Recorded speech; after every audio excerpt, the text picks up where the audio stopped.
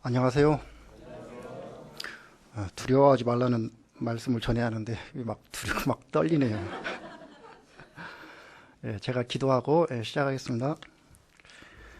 이사야 선지자를 통해서 하시고자 하신 말씀 이 시간 드러내 주시고 우리의 마음 문도 열어주셔서 그 말씀 알려주시기를 간절히 기도합니다. 예수님의 이름으로 기도합니다. 아멘. 오늘 말씀이 선포된 시대적 배경은 북이스라엘이 아수르에 의해서 역사에서 사라지고 남유다도 유태로운 상황에서 이사야 선지자를 통해서 말씀하신 하나님의 예언의 말씀입니다.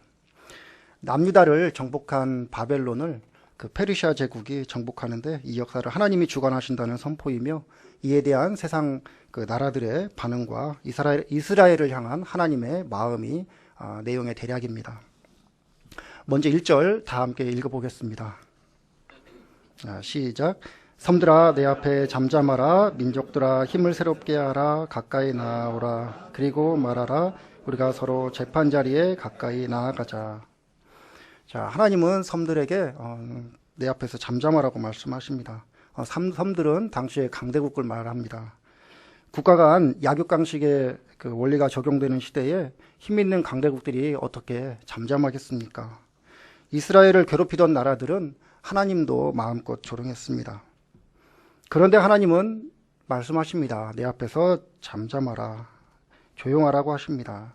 조용히 하고 힘을 새롭게 하여 가까이 와서 말하라고 합니다. 하나님으로부터 멀리 떨어져서 그렇게 말하지 말고 가까이 와서 서로 변론을 해보자고 하십니다. 하나님의 변론의 내용이 2절에서 4절까지입니다. 2절에서 4절의 내용은 세계사의 굵직한 부분을 언급하면서 그 실행 주체가 하나님이시라고 말씀하는 겁니다. 동방의 페르시아를 이끌 고레스 왕을 세워서 세계 최강 바벨론을 포함해서 열국을 그에게 넘겨주는데 페르시아 제국을 쉽고 안전하게 이루게 한 것이 바로 하나님이 계획하시고 실행하신 것이라는 것입니다. 뿐만 아니라 이처럼 역사의 처음 시작도 하나님이 하셨고 맨 나중에 있을 사람의 그 역사도 여호와 하나님이 마무리하신다는 겁니다. 이러한 하나님의 변론에 열방은 어떻게 반응합니까? 5절에 보니까 섬들이 보고 두려워하며 땅끝이 무서워 떨었다고 합니다. 하나님의 변론에 두렵고 떨렸다고 하지만 오히려 페르시아 사람들과 고레스는 자기네 신들이 고레스의 승리를 작정한 것이라고 반론을 제기하기에 충분해 보입니다. 모두가 그렇게 인정하는 분위기입니다. 그런데 성경에 분명히 이렇게 써 있습니다. 섬들이 보고 두려워하며 땅끝이 무서워 떨며 라고 기록한 것을 보니까 아무래도 하나님의 변론은 충분히 두렵고 떨만했던 것 같습니다. 그래서 뭐가 그렇게 두렵고 떨만했을까 생각해 봤습니다. 사람이 큰 소리치며 살다가 하나님이 그만 조용히 오라고 하면 가야 하는 것이 사람입니다. 세상 나라 비자가 만료됐으니까 오늘 오라고 하면 가야 합니다. 가야 할 자리가 천국 자리라면 상관없지만 법정이라면 어떻겠습니까? 그 법정에서 하나님이 내가 처음과 끝이다 라고 하심과 동시에 하나님 없이 큰 소리치며 자기가 삶의 주인이고 세상 주관자인 것처럼 살아온 삶이 눈앞에 펼쳐진다면 얼마나 소름 돋고 두렵고 떨리지 않을까요? 두렵고 떨린 그들은 어떻게 합니까? 함께 모입니다. 각기 모여서 각기 이웃을 격려하면서 형제들에게 너는 힘을 내라. 나도 힘을 내겠다. 그리고서는 하나님께서 말씀하신 그 변론을 서로 공유하면서 회개를 촉구하면 좋은데 무엇을 합니까? 7절을 다 함께 읽어보겠습니다. 자, 7절입니다. 시작. 목공은 금장색을 격려하며 망치로 고르게 하는 자는 매질꾼을 격려하며 이르되 땜질이 잘 된다 하니 그가 못을 단단히 박아 우상을 흔들리지 아니하게 하는도다. 그들은 하나님의 심판에 맞서기 위해서 이전보다 더 견고하고 흔들리지 않는 우상을 만듭니다. 그러기 위해서 서로 격려하고 힘을 내라고 하면서 빛나고 번질번질한 누가 봐도 와 할만한 그런 우상을 만듭니다. 그들이 만든 우상은 모두에게 부러움을 살 만한 스펙과 안전자산, 그리고 흔들림 없는 인적 네트워크, 여기에 AI, 인공지능이 빠지면 안 되겠죠. 한치의 오차도 없고 스스로 학습까지 하는 알파고가 탑재된 분석 시스템을 추가해서 흔들리지 않는 우상을 만듭니다. 역사를 주관하신다는 하나님의 변론에 으쌰으쌰하며 우상을 만듭니다. 우리는 이런 것을 보면서 어떤 반응을 보며 살기 쉽습니까? 우리 역시 그들이 이뤄놓은 빛나는 우상들에 대해 부러워해서 마음이 쏠립니다. 이들의 단합과 추진력에 우리가 잡혀 먹혀버릴 것 같아서 두려움에 움츠려 들기도 합니다. 그 속에서 살아남기 위해서 경쟁적으로 살아야만 한다는 강박감도 있습니다. 그래서 이스라엘 백성들이 하나님도 섬기고 우상도 섬기는 정체성 혼란에 빠졌나 봅니다. 발버둥 쳐도 애굽과 아수르와 바벨론에 대항할 여력은 없고 다급한 마음에 그들의 우상을 도입해보지만 이로 인해서 하나님마저 이스라엘 백성을 버리셨다는 사면초가의 상황이 펼쳐지고 있습니다. 이 상황 속에서 이스라엘 백성은 이러지도 못하고 저러지도 못해서 두렵고 떨렸습니다. 이런 이스라엘에게 하나님이 말씀하십니다. 자, 8절과 9절 다 함께 읽어보겠습니다. 시작. 그러나 나의 종 너 이스라엘아, 내가 택한 야곱아, 나의 벗 아브라함의 자손아, 내가 땅 끝에서부터 너를 붙들며 땅 모퉁이에서부터 너를 부르고 내게 이르기를 너는 나의 종이라, 내가 너를 택하고 싫어하여 버리지 아니하였다. 하나님은 이스라엘 백성을 세 가지로 호칭하십니다. 먼저 나의 종이라고 합니다. 나의 일꾼이라는 것입니다. 그리고 내가 택한 야곱이라고 하십니다. 하나님이 일꾼으로 쓰시려고 본인께서 직접 뽑으셨다는 겁니다. 그리고 나의 벗 아브라함의 자손이라고 하십니다. 친구의 자녀라고 친근감을 표하십니다. 이 이스라엘은 그런데 어디에서 부르셨습니까? 그들의 상태는 어떻습니까? 성경에서 말씀합니다. 내가 땅 끝에서부터 너를 붙들며 땅 모퉁이에서부터 너를 불렀다. 땅 끝 모퉁이에서 부르셨다고 합니다. 참 완곡한 표현인데 14절에 직설적으로 표현을 하고 있습니다. 버러지 같은 너 야곱아. 여호와 하나님 아버지를 떠나서 아비 없는 자식처럼 방황하고 그 삶의 무게에 허덕이고 한탄하며 나를 구원할 돌파구를 찾는 모습, 강대국의 우상들을 향해 기웃거리는 꿈틀거림은 버러지와 같은 모습이었습니다. 이와 같은 그들을 택하신 하나님은 말씀하십니다. 그럼에도 불구하고 내가 너를 택하고 싫어하여 버리지 아니하였다. 아버지를 버리고 땅끝으로 가버린 너, 하지만 나는 한순간도 너를 버리지 않았다고 이스라엘 백성을 향해서 말씀하십니다. 여호와 스스로 계신 하나님은 탕자를 기다리는 아버지의 심정으로 부르십니다. 나의 종 너 이스라엘아, 내가 택한 야곱아, 나의 벗 아브라함의 자손아. 그러므로 두려워 말라, 내가 너와 함께함이라. 놀라지 말라, 나는 내 하나님이라. 내가 너를 굳세게 하리라. 참으로 너를 도와주리라. 참으로 나의 오른손으로 너를 붙들리라 하십니다. 이 하나님의 부르심 앞에 이스라엘 백성은 어떻게 해야 합니까? 우상에 기웃거리던 것을 회개하고 하나님 아버지 집으로 향해야 합니다. 그들의 본 모습을 아심에도 택하셨고 그들의 신을 자처하시며 그들을 굳세게 하시고 도우신다는 말씀을 붙들고 더 이상 두려워하고 떨지 말아야 합니다. 우리에게 하나님은 어떤 분이십니까?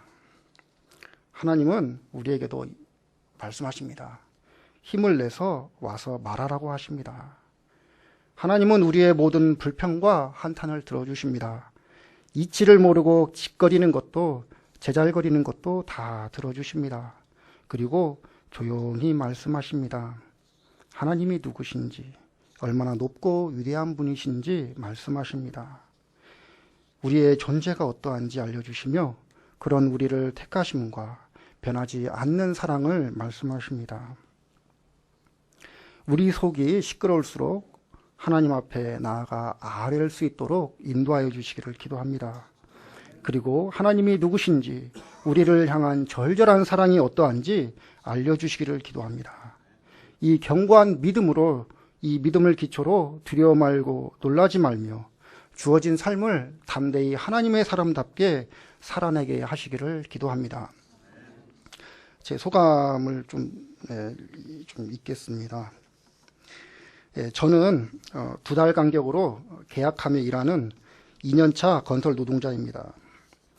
저는 이번 달이 지난달보다 즐거웠습니다. 올해가 작년보다도 더 즐거웠습니다. 건설 노동자로 일을 시작한 작년은 1000명을 관리하며 보스 소리를 듣던 때보다 기쁜 한 해였습니다. 하루 일과를 마치고 가족 모두 한자리에 오손도손 이야기하며 즐기는 저녁 식사 시간은 행복했습니다. 그래서 이렇게 말하곤 했습니다. 한국이 이렇게 좋은데 천국은 얼마나 좋겠냐. 이런 저를 낙관주의자라고 생각할지 모르지만 정반대로 염세주의와 비관주의로 가득했습니다.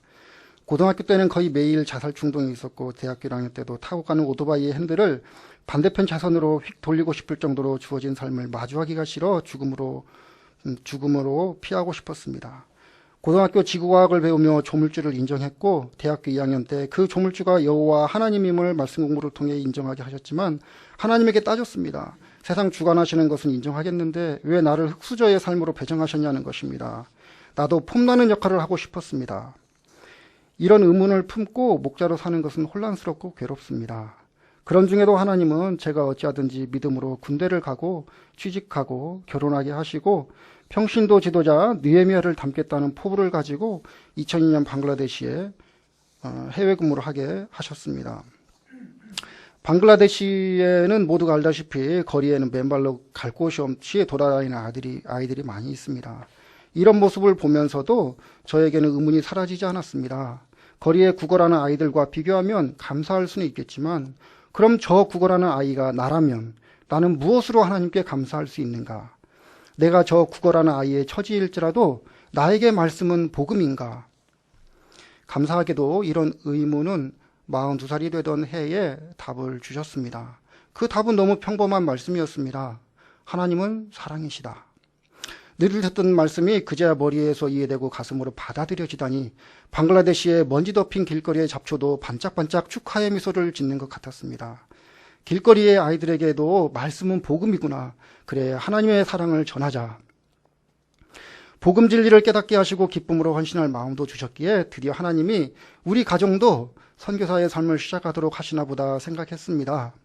그래서 동역자와 방글라데시에서 목자로서 어떻게 살지 청사진을 다시 그렸습니다. 우선 평일과 주말에 시간을 확보해야 하므로 시간만 확보 가능하다면 급여의 50% 정도만 받더라도 이직하기로 했습니다. 그런데 업무가 본격적으로 인계되는 시점에 직장을 찾았는데 없었습니다. 하나님이 주신 방향이라고 확신했고 믿고 기다리며 찾았는데 결국 제가 상황을 오판했다는 것을 알았습니다. 하나님의 주신 방향이니 충분히 찾을 수 있을 것이라 기대했는데 방글라데시에서는 구인 자체가 없었습니다. 다급한 마음에 다른 나라의 구직 상황도 검색하고 지원도 했는데 소득이 없었습니다. 한국으로만은 오고 싶지 않아 그 현실을 받아들이기가 쉽지 않았습니다. 한국에서는 제 경력을 활용할 곳이 없었고 제가 할 수 있는 일이라고는 단순한 생산직이나 공사장 일이 전부였습니다. 3D 업종인 것은 둘째치고 급여가 적어서 생계도 문제가 될 것 같고 아이들의 정신적 충격과 교육이 걱정됐습니다. 하나님은 제 힘들어하는 마음을 알고 이렇게 설득하시는 것 같았습니다. 준현아, 공사장에서 일하는 것이 그렇게 싫냐? 네가 나를 인하여 감사하고 기뻐한다고 하면서 사실은 내 형편의 평안함을 인하여서 기뻐한 것이냐? 그렇지 않지 않냐? 내가 너와 함께 함으로 인하여 기쁜 것이 아니니 공사장에 놓일지라도 내가 너와 함께함의 복이 무엇인지 누려보지 않으련? 아이들 걱정 마라. 창조주 하나님은 말씀을 통해서 저를 위로하고 설득하셨습니다. 저를 친구 삼고 일꾼 삼아서 득될 것이 없는 분이 저를 말씀으로 설득하셨습니다. 저에게는 선택의 길이 없었고 한국으로만 가야만 하는 상황이었기에 하나님이 저를 설득하실 이유는 없는데 하나님은 가보자. 내가 너와 함께함의 복이 무엇인지 맛보라 하셨습니다. 어리석은 판단의 대가며 미래를 준비하지 못한 대가라고 핀잔을 줘도 할 말 없는 저에게 누가복음 8장 39절 말씀 주시며 고향으로 가라고 하셨습니다.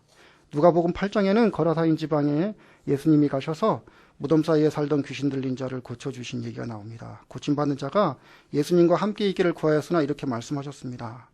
집으로 돌아가라. 하나님이 내게 어떻게 큰 일을 행하셨는지를 말하라 하시니 그가 가서 예수께서 자기에게 어떻게 큰 일을 행하셨는지를 온 성내에 전파하니라. 방글라데시 생활 13년 만에 하나님의 사랑을 알게 하시고 전하는 소망을 주셨다 확신하여서 동역자와 2년간 기쁘게 준비했는데 집으로 돌아가라 합니다. 하나님이 내게 어떻게 큰 일을 행하셨는지를 말하라고 하셨습니다. 방글라 생활 15년을 마감하며 오는 길은 빈손이었습니다. 금우 환영은커녕 15년 경력을 버리고 빈손으로 오게 하셨으나 축복의 시간이었습니다. 하나님이 누구신지, 내가 누구인지, 나를 어떻게 부르시고 나를 향한 하나님의 사랑이 어떠한지 견고한 믿음의 기초를 돋도록 훈련하신 축복의 땅이었습니다. 하나님은 그 믿음에 기초하여 두려워하지 말고 떨지 말고 실전에 응해보라고 하시며 이론보다 실전이 더 재미있고 복되다며 실전을 치르게 인도하셨습니다. 용기 내어 시작한 한국 생활 속에서 하나님은 굳세게 하시며 세세하게 도우셨고 붙들어 주셨습니다. 그러나 이러한 도움은 세상 관점에서 보면 하나님 없이도 얻을 수 있는 것이고 하나님 없이도 자기 의지와 인맥으로 더 좋은 것을 누릴 수 있습니다.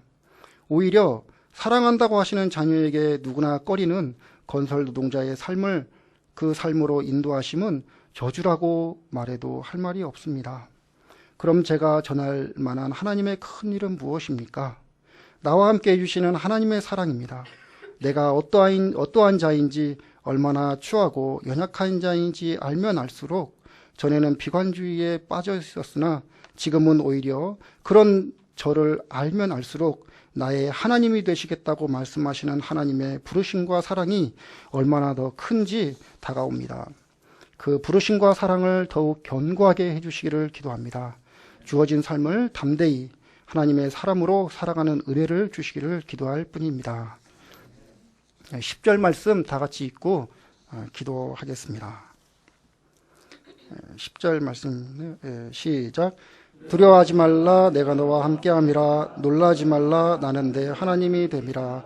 내가 너를 굳세게 하리라 참으로 너를 도와주리라 참으로 나의 의로운 오른손으로 너를 붙들리라.